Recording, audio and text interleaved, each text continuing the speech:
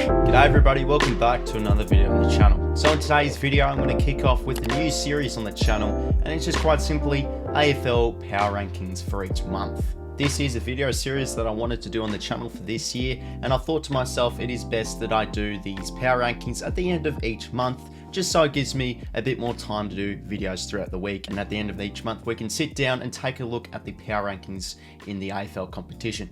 For those people who do not know how AFL Power Rankings work, it is quite simple. We rank AFL teams based on their current form, 18th being the worst, up to 1st being the best in form. Of course, you have to factor in the quality of opposition each team's played, their upside in their list, all those little kinds of factors, but it's just mainly their current form that the team is in. So this Power Rankings video, being the month of March, we'll take a look at rounds 1, 2 and 3. Round 3 there was a game in March and it did carry over into April, but I've just decided to class that in March. So we'll be taking a look at rounds 1 to 3. If you're going to enjoy today's video, make sure to leave a like and subscribe, that'd be much appreciated, and let's get into my Power Rankings. So to kick it off with 18th place, the worst AFL team in current form in the competition, it is hard to go past North Melbourne.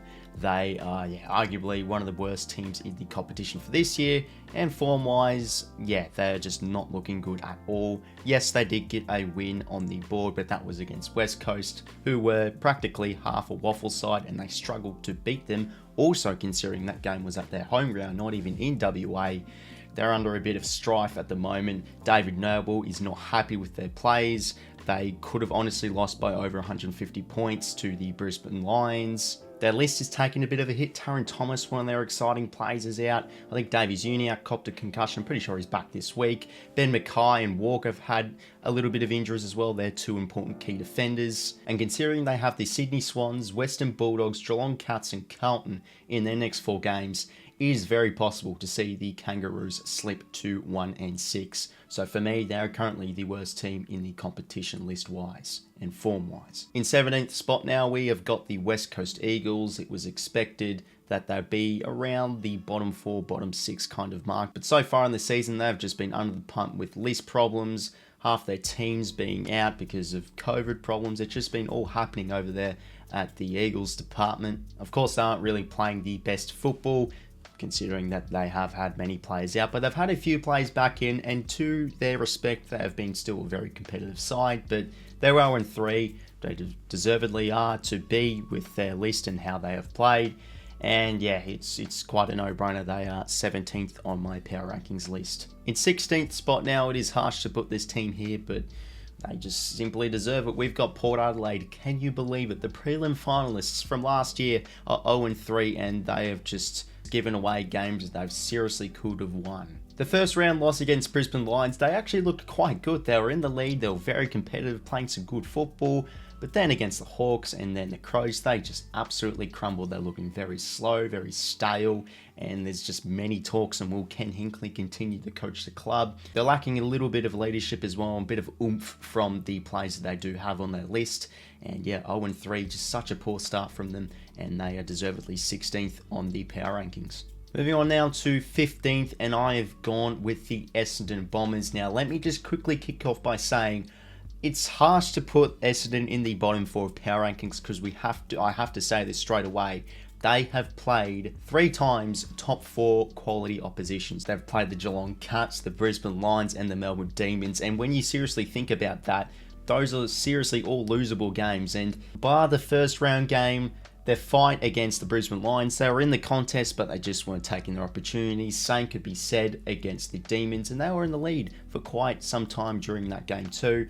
They're looking like a competitive side, and you can definitely say they're still a finals quality side, but it's just the quality of opposition they've played in these first 3 rounds. It's within fair reason that you can see them at a 0-3 start. But of course, they are still deservedly a bottom 4 to bottom 6 team on the Power Rankings. They are, of course, 0-3. Losses are losses, and even though they were against a very good quality opposition, they've still just lacked to execute their opportunities that well. They also just seem to get beaten up in the midfield from time to time with their small midfielders. And I wouldn't be too worried if I was a Bombers supporter. 0-3 start against 3 top 4 sides. It's within fair reason. They've got the Adelaide Crows this week at home, and this is seriously a win that they really need to get. And I believe if they win this game this week, they'll kick off their 2022 campaign with hopefully a lot more wins than losses. So yeah, Essendon, I've got them in 15th. In 14th place now, and I have gone for the Adelaide Crows. Now, if it wasn't for their win in the showdown, I'd seriously have this team bare maximum 16th spot, but their win just really inspired the Adelaide Crows fan base. It was a terrific performance by the Crows, and yeah, Port Adelaide just did not take their opportunities, and Adelaide Crows just soared and really snatched the win from them with that goal after the siren winner from Jordan Dawson. However, their past two games have just not been that great of football. Getting teared up really against Collingwood, didn't really have a great performance there. Their round one performance, honestly, they should have lost by a lot more. Credit to them for fighting back. They looked quite promising in that game, but then again, they let their cookie crumble with Fremantle nabbing a 1-point victory. And yeah, I just don't feel like they have one of the biggest potential lists in the competition. They're still, of course, a bottom four quality side, but credit to them, I've bumped them up in the power rankings, just solely the fact their win against Port Adelaide was such a beauty. And yeah, Crows in 14th.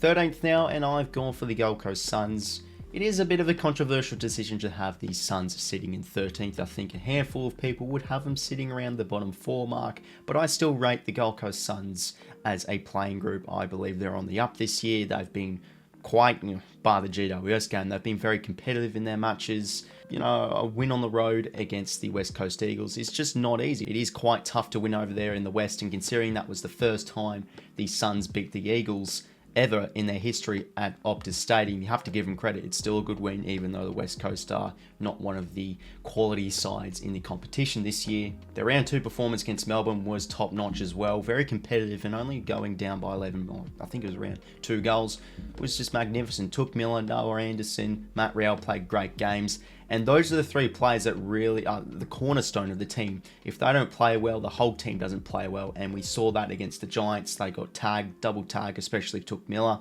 and with those players not on, the whole team wasn't on, and that's why they just played so poorly against the Giants. But they'll go back, hit the books, and yeah, they'll try and break away from those pesky little taggers. Touk Miller, Noah Anderson, Matt Rowell, those are the really big players if Gold Coast do want to succeed. So yeah, still really rate them. They look to be a very competitive side, and I've got them sitting at 13th. In 12th place, I've gone for the Richmond Tigers. They just seem to be that mid kind of table side at the moment. Not too low, not too high, sitting on a 1-2 record.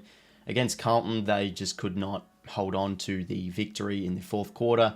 Round 2 win against the Giants was something special. All players just seemed to click and gel together and produced a solid team display performance. And similar to the Carlton game, Richmond just could not hold on to a fourth quarter lead again against the Saints. They were in the lead, by around a healthy 10-point margin. I just let it slip away from them. A lot of people are reckoning that the Tigers could be under the pump in the next few rounds. Dylan Grimes is injured.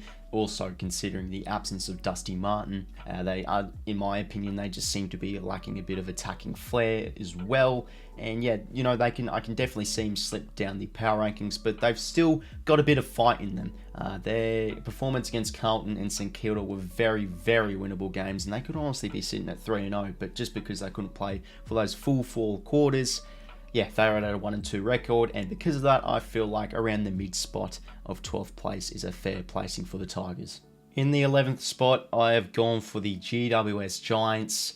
Let me tell you, their round 1 performance against Sydney was really good, really competitive. They were very close to winning that game, but they just let it slip away from them in the fourth quarter. Sydney ran over the top of them. Round 2 performance against the Tigers was just something to forget about.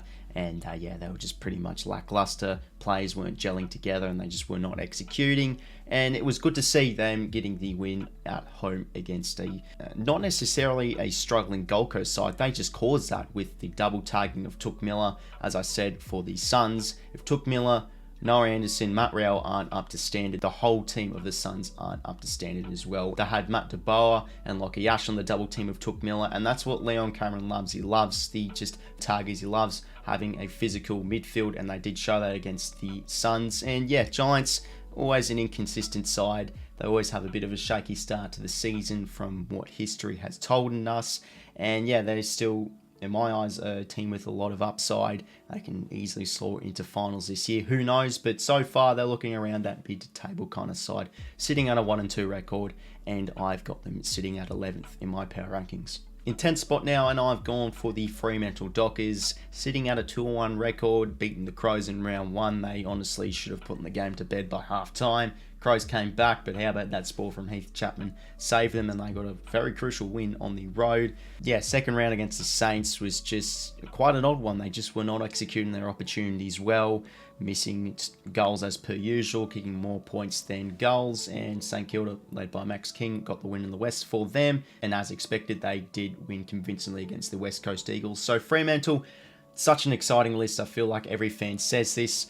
Of course, similar to last year, they're just not accurate in front of goal, but that hopefully will improve as time goes on throughout 2022. And similar to a few other teams, if they just executed a bit better against the Saints in round 2, they could be sitting at a 3-0 record. It's a team that just, at the moment, don't look really that intimidating, but they're just chipping away at the moment. They are getting 2 wins on the board, very good ones early in the season, and I've got them sitting at 10th in my power rankings. In 9th place now, and I've gone for the St Kilda Saints, 2-1 record they're sitting at. Very similar team to Fremantle. They could honestly be a team at 3-0, but just their round 1 performance against Collingwood was just pretty much piss poor. Weren't able to execute, and after that game, many people questioned about how they go with this season, but we showed that St Kilda are a finals quality looking side, or going to be contending for finals, and they will be up there with Max King just leading the Saints in both fourth quarters in round 2 and round 3, kicking a bag of goals, and he looks just so good this year. I did make a bold call earlier at the start of the season saying that I reckon Max King will kick over 50 goals, and I believe he's on track to do that. St Kilda always have a list of a lot of underrated players. Josh Battle being one of them was magnificent against Fremantle, took like 12, 13 marks. He was awesome. Jake Sinclair as well, down at halfback. He's been in some terrific form. Jake still hasn't had the most ideal season yet, but you know, he's going by. But it's just all about Max King at the moment. Linked up with Tim Membry, Jack Hayes as well. Surprisingly, been such an awesome day. Recruit for the Saints. But yeah, for the Saints, it is good that they have started off with a 2-1 record, considering that Brett Ratten is hugely under the pump in 2022. And this is a good start for the Saints if they do want to make finals. And I've got them sitting at 9th. Moving on now into the top 8, and in 8th position, I have gotten Collingwood. This is quite a seriously good-looking side under the new coach of Craig McRae. That just seems to be what is happening with the new coaches. They've just had such excellent starts to their new clubs. And of course, Collingwood is one of them. They're just looking so fresh, so attacking, full of sparks with a lot of plays in their list, and they're just playing such an exciting brand of football. Of course, that leaves the expense of them leaking goals, as we did see in the fourth quarter against the Geelong Cats, where their midfield was just too outclassed by a strong Geelong outfit, and they just let it slip in that fourth quarter. But those other 2 games against Adelaide and in round 1 against the Saints, they look like really the real deal of a team that's going to be contending for finals. As I said before, their list is just really exciting. Beau McCreary, Nick Dacos, Ollie Henry, Ginnivan, just those youngsters are very lively ones as well, and the culture just seems to be really strong at the Magpies camp at the moment. Darcy Moore, Grundy, Pendlebury playing some great football too. Taylor Adams as well. Their list, in my opinion, seems to have quite a bit of upside, and I feel like around 8th place is this spot for them. They could be honestly quite higher up if they just played full 4 quarters against the Cats. But yeah, nevertheless, 8th place, I've got the Pies. In 7th place now, and I've gone for the Hawks. Hawks and Collingwood are just so similar teams. They're in really the same scenario. New coach, bottom 4 expected side. Both are 2-1. And it was just quite a toss-up of who to put 7th and who to put 8th. But I decided to put Hawks over the Pies. Solely the fact is because I feel like the Hawks have exceeded expectations slightly more than the Pies, simply being the fact of how the Hawks played against Port Adelaide, last year's prelim finalists. They absolutely smashed them out of the park, and the Pies haven't really done that. They haven't beaten convincingly a top 4 quality side away, and yeah, that's the reason why I have the Hawks just slightly above Collingwood, and they are sitting in 7th place. But who'd have thunk it? Hawks have had such an excellent start to their season. Their pre-season was just quite dismal, but there's the golden rule of you never judge pre-season games too much. And yeah, excellent start they've had to the year. List-wise, James Sicily, he's back in good form. CJ, Chunkworth Juff, he looks like potentially an all-Australian caliber halfback flanker if he keeps it up. And they've gotten a lot of firepower back with a few premiership players such as Gunston and Bruce. They're in some tip-top form as well, aided with a few youngsters as well, like Josh Ward and Mitch Lewis. They're playing some fine and dandy football too. And yeah, they just look to be a team that could really maybe push for finals as a bridge too far, but honestly, seeing them sit around mid-table at the end of the season, that is a massive W for the Hawks camp, I believe, for season 2022. So I've got them sitting at 7th currently in my power rankings. In 6th place now, and I've gone for the Western Bulldogs. If it wasn't for their win against the Sydney Swans, I could be much lower on this list, but it was a much needed win against the Swans, and it was no fluke. They played the football that we really saw them play last year. Contested footy was excellent. All players were firing up. Treloar, Dunkley was just so hard at the football. They were just harder at the pill compared to the Sydney Swans. Defensively, they set up very well against the Bloods, and they truly deserved to win that game. Only downside being they could not hit the scoreboard effectively. 4 goals, 12 at halftime. They could have won by a lot more. But the important thing is they're on the board, and this is why I have them in the top 6, because I believe now they will pick up some momentum, and I believe that they will win a few in a row and bolster their way up the table. They've had a really infamous start, I'd say, to 2022 with Beveridge not happy in the presser after their round 1 game against Melbourne. A lot of pundits criticising them of they should be having a target, but Bevo says, no worries, we do not want to do that. And that's because they have on song, if they're in form, one of the best midfielders, a bunch of midfielders in the competition. Treloar, Bontempelli, Liberatore, Bailey Smith, he was just excellent against the Swans, running hard. Dunkley too. Yeah, they're just far too good of a team to be slipping down the ladder, and 6th place just seems to be the right spot for them because they haven't shown that they are a top 4 quality side yet, but that win against the Swans, a very convincing one, makes them sit deservedly in the top 8, and I've got them sitting at 6th. In 5th place now, just mentioned about them before, I've gone for the Sydney Swans. A few people could argue and probably put them in the top 4, and I do that. But yeah, they've had an excellent start of the season. I still feel that their win against Geelong, if Geelong kicked a bit more accurately, they could have been close to winning that game. And I believe that their win against the Cats was not, I wouldn't say purely momentum based, but it was a massive factor just because of Buddy's 1000th. But yeah, they are still, as I said before, excellent start of the season. A bit shaky throughout the first half against the Giants, but 4th quarter, they just pulled through excellently. Isaac Heaney, Callum Mills are playing some great footy too, and they have one of the best youngsters, or group of youngsters in the competition. I believe it's around 12 plays that they fielded against the Cats that are 22 and under, which is just absolutely crazy. They are going to have such an awesome arsenal of players in the years to come, and I'll probably say it's a bridge too far for them to reach the premiership because they are, let's remember, not a great contested footy side. They have to rely on effectiveness and efficiency in front of goal for them to win, and we didn't see that against the Western Bulldogs.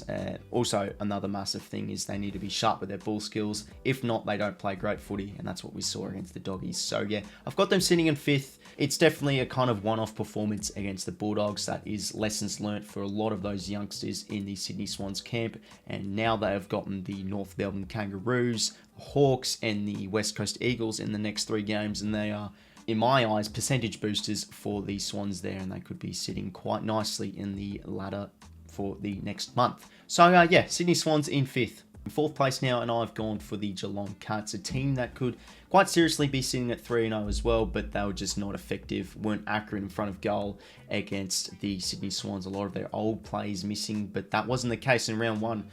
Everyone gelled together with a magnificent win over the Bombers, winning by around 10 goals, 12 goals. And they'd be much lower down in the power rankings if it wasn't for their win, with their 4th quarter, I'd say, win against the Magpies. Their experience was the main factor for them to take the win in the 4th quarter against the Magpies.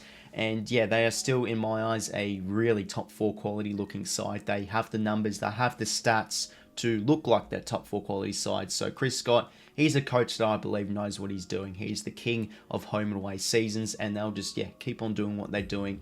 And I believe they'll be sitting around at the top 4 position in the ladder for pretty much, I'd say, the rest of the AFL season for 2022. So yeah, got the Cats sitting at 4th. In 3rd place now, and this is a team that really deserves to be in this position. We've gone for the Carlton Blues. I don't know why I'm saying the teams by their full names, but whatever. We've got Carlton in third, and they truly deserve it. They've had a brilliant start of the season. Who'd have thunk it that they'd be 3-0 heading into this year? If it wasn't for their win against the Tigers, they could really be sitting at 1-2 or 0-3, but it's just their momentum that's really carried them to pick up these 3 victories, crucial victories. And from what history has told us, if you start 3-0, you're a 90% chance to make finals, and this is something Carlton fans should be really excited about. First round, fourth quarter, brilliant. So many of those players gelled and looked magnificent. They're similar to the Melbourne Demons from a few years ago. They've honestly got a list of excellent players, but they're just lacking that full chemistry for them to reach a flag. It's probably a bridge too far. Round 2 was really when they looked like the real deal against the top 4 quality opposition of the Bulldogs. Patrick Cripps, Hewitt, Chera, Kennedy. These are the kind of players that can really rally around the group, and by the end of the season, we could be saying that Carlton have one of the best midfielders, or group of midfielders in the competition. Who knows? But so far, so good for the Blues. Michael Voss, it's just something with these new coaches. He has been very effective, and they just seem to be playing a lot more exciting football, just hard at it really, and effective as well. Their tools have been excellent. Wiedering, Mackay, Curnow, they've just been clunking marks and kicking snags and taking intercept marks for fun of these first 3 rounds, and yeah, deservedly, they are sitting at 3rd place in my power rankings. Second place now in my power rankings, and I've gone for the Brisbane Lions. They are a team that just kind of, I feel like they've gone under the radar. The media hasn't noticed the Lions too much just because they've just been chipping away and picking up wins as expected. They are my tip for the flag winners of this year, and yeah, 3-0 start. So far, so good. Great fourth quarter against the Port Adelaide Power. Really fought themselves and fought their way to pick up crucial 4 points in round 1. Round 2 was getting the job done against the Bombers. Their list is one of the best in the competition. Great players all across the field with defence. Harris Andrews. Marcus Adams has had a really good start to the season. McCluggage, Lockie Neal, I wouldn't say he's in Brownlow contention, or could be, but he's been excellent too. And down forward, yes, there is the absence of Eric Hipwood, but Danaher in form for the Lions literally every game he's played. And yeah, they'll win against the Kangaroos, of course. Yes, it is against the worst team in the competition at the moment, but it's just showing that the Lions are seriously a team not to be written off, I reckon, and I believe that their expectation is to make a grand final. As said before, with their list, they just have excellent players all across the field, and they are going to be having a very successful home and away season, it is safe to say, and I've got them sitting at 2nd in my power rankings. And now for first place, the best team currently form-wise in the competition, and it is the premiers from last year, the Melbourne Demons. It is hard to go by this team. As I said, my tipping video the other day, the best list, I reckon, in the competition. Just so many classy players all across the field. Clayton Oliver, Petrarca, top 3 caliber midfielders. Yes, they are without Salem and Lever, but honestly, it doesn't just seem to affect them too much. Yeah, they're leaking a few more goals than expected, but down there, Tomlinson has been playing decent ball. Stephen May looks like to be, again, one of the best fullbacks in the competition. Ed Langdon is seriously one of the most underrated players in the comp. I did see that he has played every single minute on the AFL field. He has had 100% time on ground, which is just nuts. Ben Brown was out for round 3 with COVID protocols, but as I said, that's just how good their list is. They bring in Wiedemann, another key forward on the verge of the 22, and he just casually kicks 4 goals. It is just seriously, they are in such a good position. As per usual, as expected, they are one of the top teams in the competition for this year. Top position players all across the field. That's just the easiest way I can put it, and the only way I can really put it. When Clayton Oliver or Petrarca or vice versa isn't up to standard, another player just fills in the gaps and plays brilliant football. And yeah, they are by far the best looking team in the competition form-wise so far. And yeah, Demons in first. Quite obvious selection too. So everyone, there were my power rankings for the month of March of the 2022 AFL season. Make sure to leave a like and subscribe if you did enjoy. As I said earlier in this video, I really want to do power rankings each month. I feel like it's the best time for me to do it in monthly installments. Make sure to comment down below and tell me what you think of my power rankings. It is always a controversial topic, so feel free to agree or disagree and let me know down in the comments. And yeah, give me your take on your power rankings as well. Love to hear your fellas' opinions. So anyway, fellas, hopefully you did enjoy, and yeah, that's it from me, fellas. I'll talk to you later. See you later, fellas.